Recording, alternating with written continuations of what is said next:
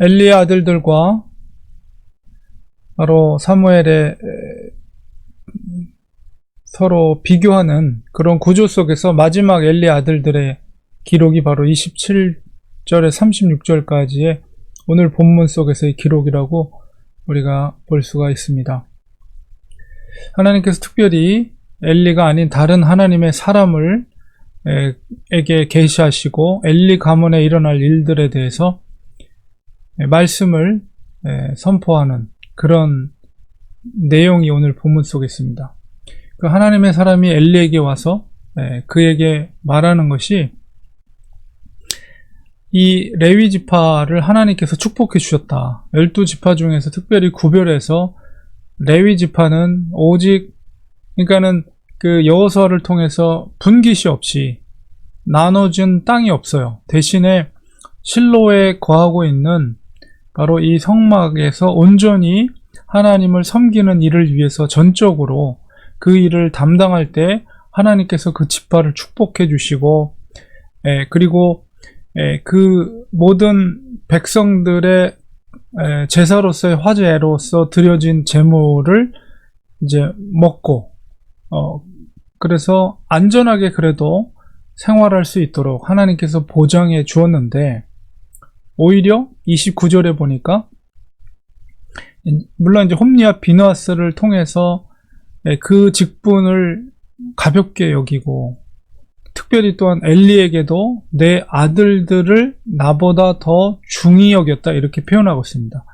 하나님의 사람을 통해서 전파된 말씀은 곧 하나님의 말씀이거든요. 그러니까 하나님께서는 그 중심에 보시고 너가 나를 섬기는 것보다도 내 아들을 나보다 더 중요하게 여겼다. 그러니까 엘리는 대제사장으로서 물론 홈리와 비느하스도 제사장이지만 엘리가 대제사장으로서 자녀들을 교육하는 데 있어서 그 중심에 하나님보다도 아들들을 더 중하게 여겼다는 것을 볼 수가 있습니다. 그렇기 때문에 그 자녀들이 그런 죄악을 범했을 때는 그거는 사실 율법에 의하면 돌에 맞아 죽어야 될 어마어마한 죄악을 범한 것임에도 불구하고 하나님보다도 아들들을 더 중요하게 여겼던 엘리는 그들을 눈 감아 준 거예요. 그냥 넘어간 거예요.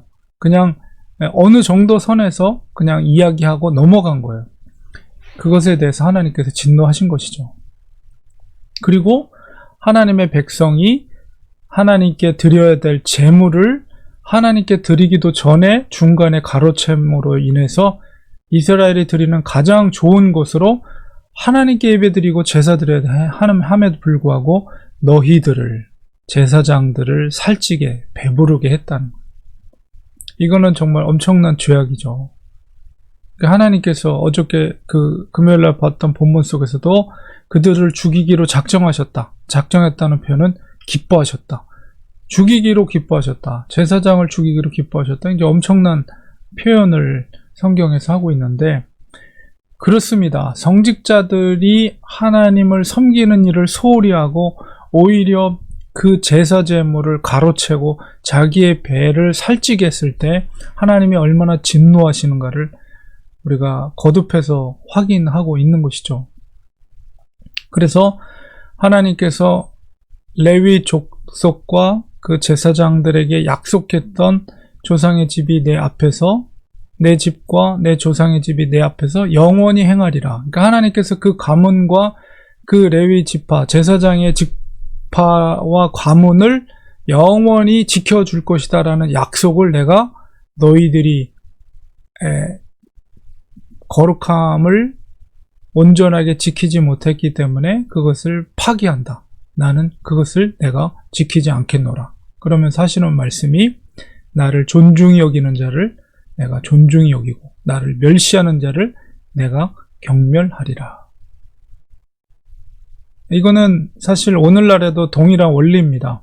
우리가 정말 하나님을 전적으로 신뢰하고 하나님이 창조주 하나님이시며 예수 그리스도께서 우리를 구원하는 구속주가 되시고 우리의 인생의 주인이 되시고 주권임을 인정하면서 우리의 모든 주권을 하나님께 맡기고 우리와 함께 하시는 성령님께 맡기고 성령님의 인도하심을 따라 순종한다는 건 뭐예요?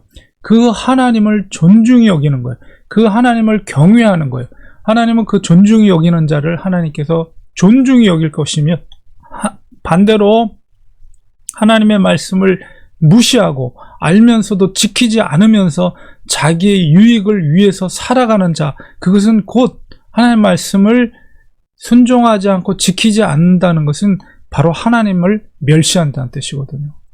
그 하나님을 멸시하는 자를 하나님이 경멸하겠다. 오늘날은 동일한 원리가 적용이 됩니다. 우리가 하나님을 진심으로 경외하고 그분을 두려워하고 그분을 우리의 인생의 주인으로 알고 우리의 모든 것을 하나님께 아낌없이 드리고 하나님을 존중하며 말씀을 순종할 때 하나님이 다른 사람이 아니라 하나님께서 그런 사람을 높여주고 존중히 여긴다는 거예요. 그래서 결국은 이 엘리의 가문이 하나님을 경멸했기 때문에, 멸시했기 때문에 내가 너를 경멸한다라는 심판을 하나님의 사람을 통해서 전달을 하고 있는 것입니다. 그래서 내 팔과 내 조상의 집의 팔을 끊어버리겠다. 팔이 끊어지면 뭐예요? 우리가 못하죠. 어떻게 레위 지파가 팔이 없는데 제사장으로서의 직분을 감당하겠어요? 못하죠. 아무것도 못하는 거예요. 그리고 노인이 하나도 없게 하는 날이 이를지라. 집안에 노인이 없다는 건 뭐예요? 그 가문의 사람들이 나이가 들기 전에 일찍 죽음을 맞이한다는 거죠. 얼마나 무서운 말씀입니까?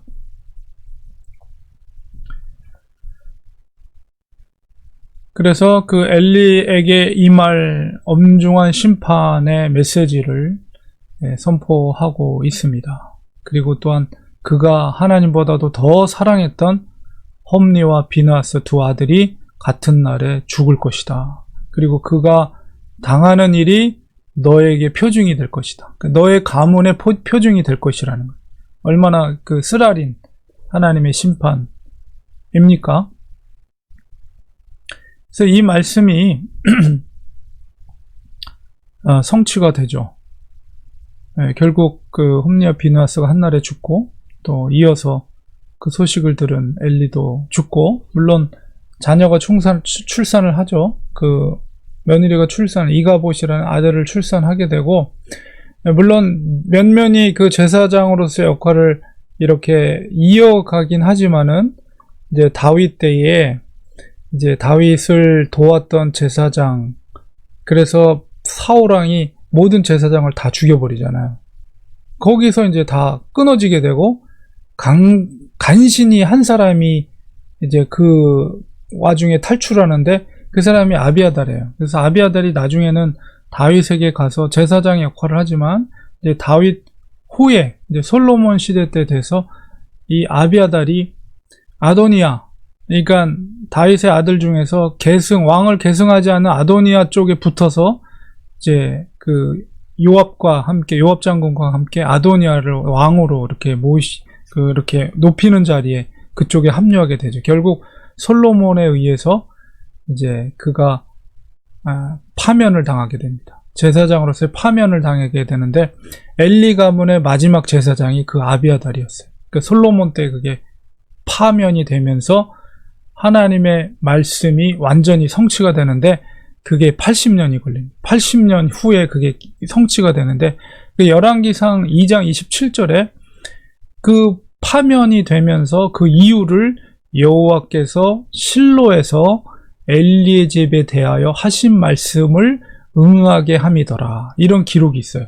그러니까 80년 후에 하나님께서 지금 여기서 하나님의 사람을 통해서 선포된 심판의 말씀이 80년이 지난 다음에 마지막 엘리 가문의 마지막 제사장인 아비아달이 솔로몬에 의해서 파면이 되면서 그것이 완전히 성취가 됩니다. 하나님의 말씀은 당장 응답이 안 되더라도 반드시 응답된다는 거예요.